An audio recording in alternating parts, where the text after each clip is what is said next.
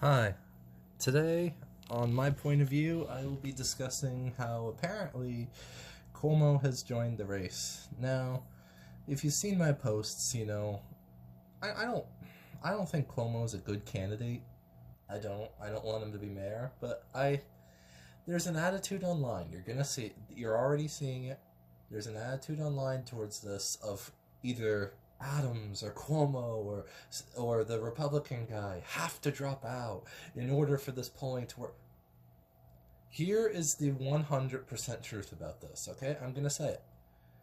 The truth about this is if Cuomo, Adams, and the I forget what the Republican guy's name is, all stay in the race, Mamdani loses. Now again, if it ends up that Adams or the Republican guy is the mayor, fine.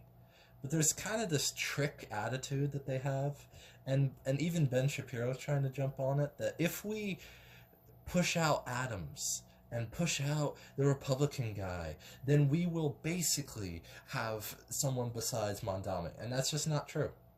It's not true because Mamdani already beat him in a primary. So if Cuomo alone could have beaten Mamdani, he would have beaten Mamdani already. But the idea that like, oh well, we have to keep these people safe from it. No, all you guys want to do is just hand it to Mamdani. Why? Because then you want to be able to use clips of being able to say, look how great of a leader he is. Look how great of a leader he is. Look how he's so...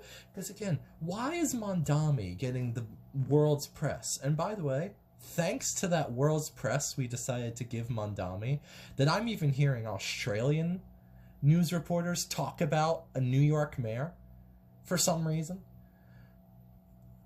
Here's the thing. Mamdani, the problem with the press tour of Mamdani, and I knew this when you did it, is you're going to incentivize other people. Well, guess what? It already happened. There's already another mayor that's just like Mamdani. He doesn't look like him, but he's the same person. There's another mayor that's popped up into the scene. I think it's Minneapolis, and it's basically the same thing. And do I think that this guy is going to rise to higher off? No. But I do think he's riding a trend. I think he's riding a trend that he thinks is there. And again, if Mamdani wins, the thing is, if Mamdani wins, I don't want to have to hear about him for the next 4 years about how much of a trailblazing candidate he is. Because that's what you'll hear.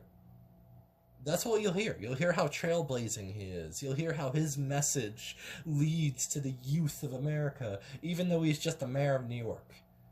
And then he'll maybe go for governor, maybe go for Senate, maybe go for House, or maybe go for a different office, a higher office, an office that's a little higher than all those that I just mentioned. And maybe his partner will be Jasmine Crockett. And maybe they will rise to the occasion for Democrats, because I believe in 2028, when they're looking for somebody for that office, if Mamdani wins, he's at least going to be vice or the candidate, because they are going to believe, because the media will tell you that Mamdani is the hero. Mamdani will save you from the evils of Trumpism or whatever the new buzzword or the new buzz term is. And Mamdani and Crockett will be the two. Now I don't know who the top and the bottom candidate are. I just know that I believe Crockett will be the top candidate, and I believe Mamdani will be the secondary. Because why do I think this? Because I think that they will be treated as such liberators by their party. And you'll basically see the same thing as Kamala Harris, where there's this person who is not serious in any way, and the media's treating her like she's this amazing goddess that's saving humanity, and her vice that can't even talk without screaming about things. They're more competent, I guess, in a way, but not by much. But the thing is that I think if Mamdani wins, he is going to be shoved into the primary for 2028 of Democrats. He just is. And he will become the vice or the main candidate. Why? Because the Democrats will believe that a winning a New York mayor's race is the same thing as winning in Texas. And why do I think it's going to be Crockett on the ticket? Because Mamdani's from New York, Crockett's from Texas, and they will make you believe that Crockett and Mamdani will win based on that. She's from a red state, he's from a blue state. They can win the country. I guarantee you will hear this if Mamdani wins. So this idea that, oh, well, we have to have Adams and the Republican guy push out. No. Keep them both. Come on. Keep them, Cuomo, and Mamdani. You literally have Mamdani sweating. He is literally sweating and panicking at his rallies at the idea of Cuomo still in this race, along with Adams and along with the Republican guy. You want to know why I say this? Because I watched it happen. His reaction. He was very sweaty, very reactionary, very unable to handle it. He was having a breakdown. You want to know why? Because if he loses, his political career is over. Or at least for now. I'm not saying he can't pop back up again in another role. I'm just saying that he's done for now. He's done. The train will at least stop enough that America can finally care again, and then and then maybe Mamdani won't be the vice or higher. The point I'm making is that I just never understood why Mamdani's gotten so much press. And again, the only way to stop someone like Mamdani is to keep the Republican guy, Adams, and Cuomo in the race all together. Don't fall for the they all have to quit at once. Don't fall for these two of them have to quit for one of them to win. Don't believe that. The only way that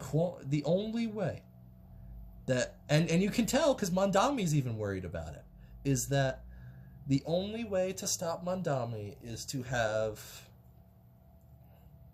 Adams, Cuomo, and the Republican guy all running against him. Because again, Republicans, if you want a Republican candidate for mayor for the first time ever, well, not the first time, but in a while, the first time in a while, to have a Republican candidate for mayor, keep Adams and Cuomo in together. They'll take votes away from Mamdani, and there's a chance, not 100% chance, but there's at least a chance that we could be looking at a Republican mayor now. There could be a legit chance that this happens. Again, not like 100%, but enough that I think it's worth trying. And this is the thing, is that it's like, and my thing about Mamdani has always been the same. Why do we all have to talk about one mayor?